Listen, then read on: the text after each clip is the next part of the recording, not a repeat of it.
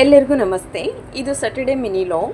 ಇವತ್ತು ನಾವು ಸಂಜೆ ವಾಕ್ ಮಾಡ್ತಾ ಮುರುಡೇಶ್ವರ ಕಡೆ ಹೋಗಿದ್ವಿ. ಸೊ ಹೋದವಾಗ ಅಲ್ಲಿ ದೋಣಿ ಹತ್ರ ಹೋದವಾಗ ಅಲ್ಲಿ ದೋಣಿಲಿ ಮೀನಿತ್ತು.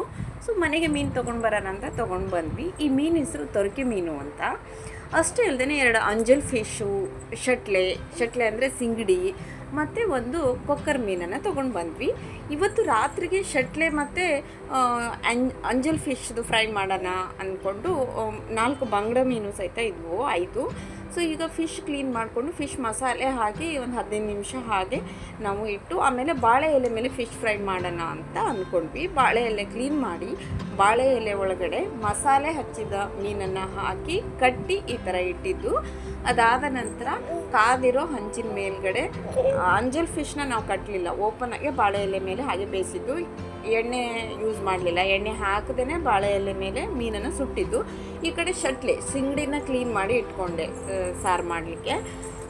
ಸಾರಿಗೆಲ್ಲ ಮಸಾಲೆ ಐಟಮ್ಸ್ ಎಲ್ಲ ಜೋಡಿಸ್ಕೊಂಡು ಸ್ವಲ್ಪ ಫ್ರೈ ಮಾಡಿಕೊಂಡು ಈ ಥರ ಗ್ರೈಂಡರಲ್ಲಿ ಸಣ್ಣಗೆ ರುಬ್ಕೊಬೇಕು. ಖಾರ ತುಂಬ ಸಣ್ಣ ಆಗಬೇಕು ಆ್ಯಕ್ಚುಲಿ.